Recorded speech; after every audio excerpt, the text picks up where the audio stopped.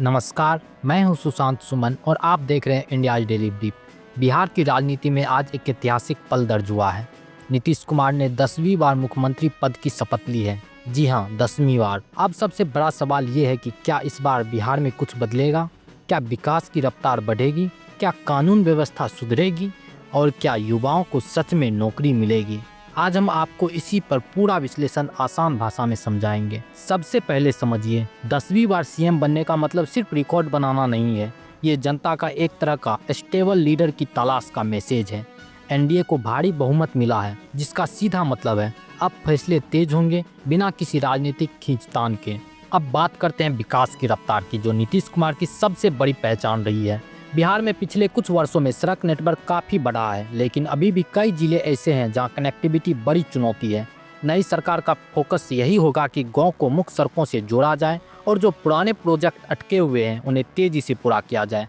शहरों की बात करें तो पटना, गया, मुजफ्फरपुर जैसे शहरों में ट्रैफिक मैनेजमेंट, ड्रेनेज सिस्टम और स्मार्ट सिटी वाले काम काफ़ी पीछे चल रहे हैं। इस बार उम्मीद है कि इन योजनाओं को भी पुख्ता तरीके से आगे बढ़ाया जाएगा।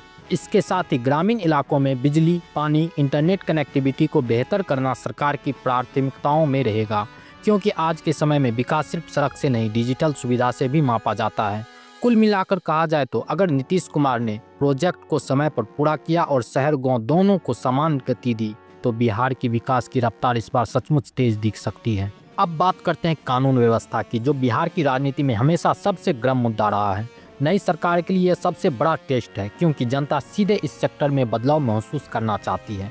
सबसे पहले पुलिस पर जोर होगा कि बड़े अपराधियों पर कड़ी कार्रवाई करे, गैंगस्टर और बाहुबली नेटवर्क पर सख्ती दिखाए और थाने में होने वाली लापरवाही को रोके।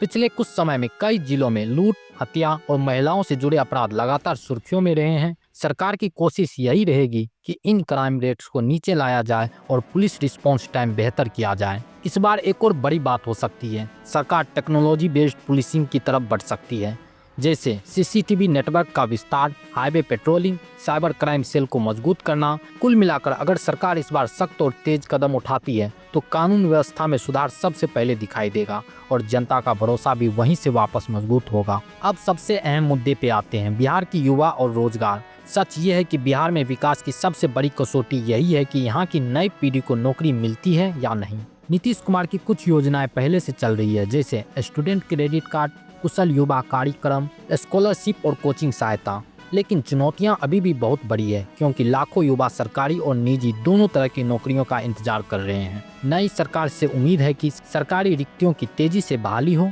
विभाग में रुकी हुई नियुक्तियां निकाली जाए और कौशल आधारित परीक्षण को बड़े स्तर पर फैलाया जाए। सबसे महत्वपूर्ण बात, बिहार को सिर्फ नौकरी नहीं, रोजगार के नए अवसर चाहिए। इसका मतलब है कि उद्योग लगाने, आईटी कंपनियों को लाने और स्टार्टअप को बढ़ावा देने जैसी पहल अब तेज होनी चाहिए।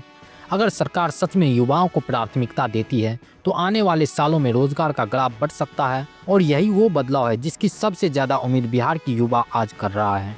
अब बात करते हैं राजनीति की अस्थिरता की, जो बिहार की सत्ता में सबसे बड़ा सवाल हमेशा बना रहा है। नीतीश कुमार पिछले कई वर्षों से गठबंधनों में आने जाने के लिए भी जाने जाते हैं और इसी वजह से राज्य की राजनीति कई बार अस्थिर हो जाती है। लेकिन इस बार तस्वीर थोड़ी अलग है। एनडीए को भारी बहुमत मिला है, जिसका मतलब है कि सरकार के अंदर खींचतान या गिरने उठने का खतरा पहले जैसा नहीं है। बहुमत के कारण फैसले तेजी से हो सकते हैं और लंबी योजनाओं पर बिना रुकावट काम संभव हो सकता है। हालांकि स्थिरता का सबसे बड़ा इम्तिहान तब होगा जब छोटे सहयोगी दलों को खुश रखना होगा, मंत्रिमंडल में संतुलन बनाए रखना होगा और हर फैसले पर गठबंधन के भीतर भरोसा बनाना होगा। अगर सरकार अगले कुछ वर्षों तक बिना किसी राजनीतिक ड्रामे के चलती है तो बिहार को एक लंबी अवधि की स्थिरता मिलेगी और इसका सीधा लाभ विकास की रफ्तार पर दिखेगा। कुल मिलाकर इस बार सरकार को सबसे ज्यादा जरूरत है स्थिरता की, और जनता भी अब यही चाहती है कि राजनीति स्थिर रहे और काम लगातार चलता रहे। अब बात करते हैं शिक्षा और स्वास्थ्य की। दोनों ऐसे सेक्टर हैं जिन पर बिहार की असली तस्वीर टिकी हुई है। सच ये है कि बिहार में आज भी सरकारी स्कूलों की गुणवत्ता, कॉलेजों में फैकल्टी की कमी और भर्ती प्रक्रिया में देरी सबसे बड़ी चुनौती है। नई सरकार से उम्मीद है कि स्कूलों में बुनियादी सुधार किए जाएं, जैसे शिक्षक नियुक्ति, बेहतर क्लासरूम और डिजिटल शिक्षा को बढ़ावा, क्योंकि अगर शिक्षा मजबूत नहीं होगा तो युवाओं को नौकरी की समस्या भी दूर नहीं हो सकती। स्वास्थ्य की बात करें तो गांव के अस्पतालों से लेकर जिला अस्पतालों तक सुविधा अब भी सीमित है। इस बार सरकार का फोकस होगा अस्पतालों में डॉक्टरों का उपलब्धता, दवाइयों की सप्लाई और आपातकालीन सेवाओं को बेहतर करने पर होना चाहिए। कोविड के बाद पूरे देश ने सीखा है कि एक मजबूत हेल्थ सिस्टम ही किसी राज्य की असली ताकत होती है। अगर इस बार बिहार स्वास्थ्य ढांचे पर गंभीरता से निवेश करता है तो आने वाले सालों में इसका सीधा फायदा करोड़ों लोगों को मिलेगा। कुल मिलाकर शिक्षा और स्वास्थ्य ऐसे सेक्टर हैं जहां सुधार सिर्फ विकास नहीं लाता बल्कि पूरे राज्य की तस्वीर बदल देता है, और यही वो बदलाव है जिसकी बिहार को सबसे ज्यादा जरूरत है। 10वीं बार मुख्यमंत्री बनना जितना बड़ा मौका है उतनी ही बड़ी चुनौतियां भी है।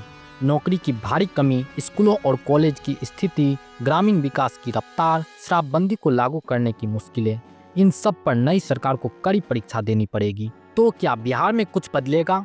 सवाल बड़ा है और जवाब आने वाले 6 महीनों में साफ हो जाएगा। लेकिन इतना तय है कि 10वीं बार की शपथ नीतीश कुमार के लिए सबसे बड़ी जिम्मेदारी लेकर आई है। जनता की उम्मीदें पहले से ज़्यादा है और बिहार नतीजे देखना चाहता है। मैं हूं सुशांत सुमन और आप देख रहे थे इंडिया डेली ब्रीफ। अगर वीडियो पसंद आए तो लाइक कीजिए, शेयर कीजिए और चैनल को सब्सक्राइब करना ना भूलें। मिलते हैं अगली वीडियो में। नमस्कार, जय हिंद, जय भारत।